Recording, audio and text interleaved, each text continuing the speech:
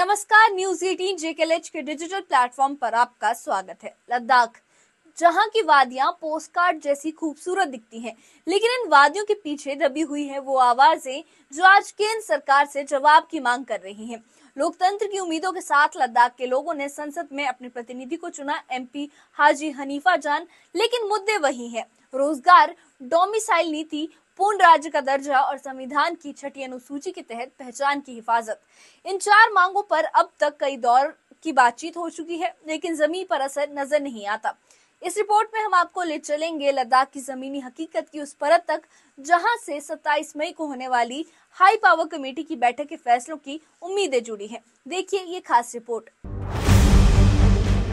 लद्दाख की बर्फीली वादियां और शांत पहाड़ जितने खूबसूरत हैं, उतनी ही गहराई रखती है यहाँ की आवाज। इस वक्त लद्दाख के सांसद हाजी हनीफा जान कारगिल डेमोक्रेटिक अलायंस और लेह एपेक्स बॉडी के साथ मिलकर केंद्र सरकार से 4 बड़े मुद्दों पर कार्रवाई की मांग कर रहे हैं। और ये मुद्दे हैं स्थानीय युवाओं को रोजगार, डोमिसाइल की स्पष्ट नीति, पूर्ण राज्य का दर्जा और संविधान की 6ठी अनुसूची के तहत संरक्षण। 2019 में जब लद्दाख को जम्मू कश्मीर से अलग कर केंद्र शासित प्रदेश बनाया गया तो उम्मीद थी कि ये बदलाव विकास और स्थायित्व लाएगा, लेकिन इसके बाद स्थानीय लोगों को कई समस्याओं का सामना करना पड़ा। न नई भर्तियां हुई, न डोमिसाइल का कोई स्पष्ट कानून बना और बिना विधानसभा के लोकतंत्र भी अधूरा ही रहा। सांसद हनीफा जान ने इन मुद्दों को लोगों का जनादेश बताते हुए कहा कि रोजगार और भर्ती हमारी पहली तरजीह है। हमारा 4 नुक्ता एजेंडा साफ है: भर्ती, स्टेटहुड, 6ठी अनुसूची और लद्दाख की हिफाजत। लद्दाख की 80% आवाम ने इन मसलों के लिए हमें वोट दिया है। के बाद फिर से टॉक रिज्यूम हुई है और लद्दाख की आवाम की नज़र इस बार इस टॉक पे है और उम्मीद लगाए हैं कि ये जो टॉक है हमारे 4 पॉइंट एजेंडे पे है। हम 4 पॉइंट एजेंडे पे अभी भी कायम है और इसी 4 पॉइंट एजेंडे पे ही हमने बात करनी है और ये उम्मीद है कि इन चारों पॉइंट पे जो है बातचीत आगे चलेंगे। और उसमें से भी जो रिक्रूटमेंट का मसला, जो पिछले बातचीत में रिजर्वेशन का मसला हो या बाकी मसलों में काफ़ी हद तक बातचीत आगे बढ़ी थी, लेकिन डोमिसाइल के मसले पे कहीं ना कहीं जो है पेच फंसी हुई है अभी तक। और पिछली बार जब बातचीत हुई इसके बाद से काफ़ी टाइम इसमें लगी है बातचीत शुरू करने में और इस टाइम में उम्मीद है कि काफ़ी हद तक जो होम मिनिस्ट्री है या होम वाले हैं इस पे काफ़ी हद तक मंथन वो लोग कर रहे हैं कि इसमें कोई ना कोई मसले का हल लद्दाख के आवाम के तवक्कात के हिसाब से जो है कोई हल निकले। और हम भी उम्मीद करते हैं कि डोमिसाइल के मसले में कम से कम कोई ना कोई जो है फैसला हो जाए। स्टेटहुड और इसी के साथ साथ लद्दाख के सेफगार्ड को लेकर के जो कंसर्न थे, क्या अब जो मीटिंग होने वाली है उसमें बातचीत आगे बढ़ेगी? बिल्कुल, हमें उम्मीद है। अगर अब भी अगर बातचीत आगे नहीं बढ़ती है तो फिर जो लद्दाख के जो लीडरशिप है, आज पूरे लद्दाख के अवाम इनसे भी सवाल करते हैं कि इतने टाइम गुजर गया, ख़ासकर लद्दाख के जो नौजवान तबके हैं जो आज फ्रस्ट्रेटेड है बेचारे। और अगर इस टॉक में ख़ासकर जो रिक्रूटमेंट का मसाइल है, जो डोमिसाइल का मसला है, PSC का मसले हैं, इन पे अगर बातचीत आगे नहीं बढ़ते फिर तो लद्दाख के अवाम के पास और कोई चारा नहीं है कि फिर वो फिर से पब्लिक के पास जाए और पब्लिक के को ही सौंपे। और इस फिर आगे क्या होगा ये हम नहीं जानते, लेकिन एक उम्मीद ही नहीं, हमें पूरा यकीन है।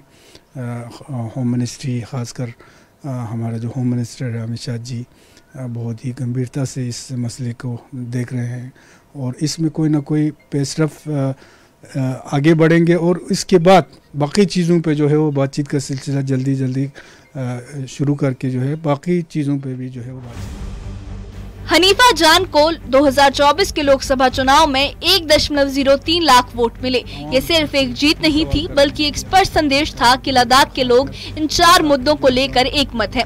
लेकिन 2.5 साल से सरकार के साथ चल रही बातचीत अब तक सिर्फ शब्दों तक सीमित रही। हाई पावर कमेटी के सदस्य सज्जाद हुसैन कारगिली ने इस पर कहा कि 2.5 साल से भर्ती नहीं हुई। हुकूमत ने कई बड़े फैसले लिए मगर जमीन पर कुछ नहीं हुआ। अब सिर्फ बातचीत के लिए बातचीत नहीं चलेगी, हमें ठोस नतीजे चाहिए। लद्दाख की आवाम की आवाज को हम मजबूती से उठाएंगे। कि जो बातचीत हमारी पिछली बार रुकी थी, जहाँ पे रुकी थी वहीं से शुरू हो और डोमिसाइल का जो मुद्दा है वो हल हो। एटलीस्ट जो अब हमने सहमति बना दी है कि 1989 के कट ऑफ डेट पे डोमिसाइल को फाइनलाइज करके रिक्रूटमेंट प्रोसेस को शुरू करे सरकार, क्योंकि एक सेंस ऑफ डिसअपॉइंटमेंट है पूरे लद्दाख के अंदर। पिछले 6 साल में एक भी गेजेटेड पोस्ट की नौकरी किसी को नहीं मिली, पब्लिक सर्विस कमीशन वहाँ नहीं है, डेमोक्रेसी का कोई पुरसान हाल नहीं है, सेफगार्ड है नहीं है, तो लोगों को एक सेंस ऑफ रेजिनमेंट भी है, लोगों के अंदर काफ़ी गम गुस्सा है। तो उसी चीज़ को हम यहाँ बताने आए हैं।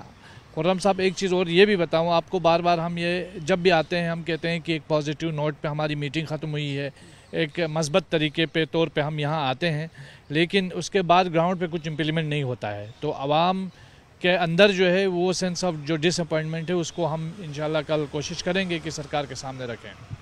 जिस तरीके के फैसले हुए थे, खासतौर से रिक्रूटमेंट को लेकर फैसले हुए थे, यूपीएससी कमीशन जो था उसको लेकर कहा गया था कि जम्मू कश्मीर के साथ जोड़ दिया जाएगा, तो क्या ज़मीन पर चीज़ें अभी नाफिज नहीं हुई हैं, क्या लागू नहीं हो पा रही हैं?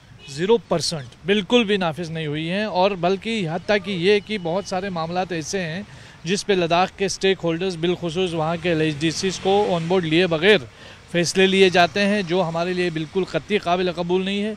सरकार को चाहिए कि थोड़ा एक सेंस ऑफ रिस्पॉन्सिबिलिटी के साथ काम करे, लद्दाख के लोगों को ऑन बोर्ड लेके काम करे, क्योंकि हम इस देश के नागरिक हैं बिल्कुल उसी तरह जिस तरह दूसरे इलाके के लोग इस देश के नागरिक हैं। हमें बिल्कुल पराया न समझा जाए, सेकंड क्लास सिटीजन की तरह ट्रीट नहीं किया जाए, यही हम बताना चाहते हैं सरकार से। अगर देखें तो आप लोगों की जो 4 पॉइंट एजेंडा जो था उसी से बातचीत शुरू हुई थी और प्रायोरिटी पर रखा गया था कि रिक्रूटमेंट हो, नौकरी और जॉब्स मिले, नौजवानों के मसले हल हों।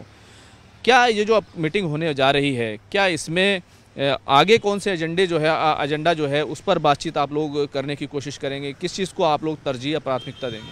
देखिए, जिस तरह का आवाम का गुस्सा मुझे नज़र आ रहा है, तो मैं खुद ज़ाती तौर पर तो इस हक़ में नहीं हूँ कि हम बातचीत पे बातचीत ही करते रहें।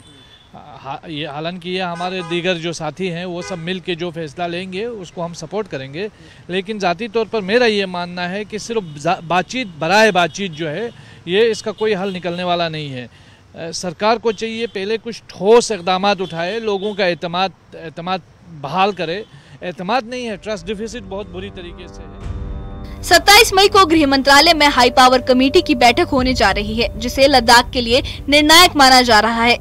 इससे पहले कारगिल डेमोक्रेटिक अलायंस और लेह एपेक्स बॉडी ने दिल्ली में रणनीति तैयार की है।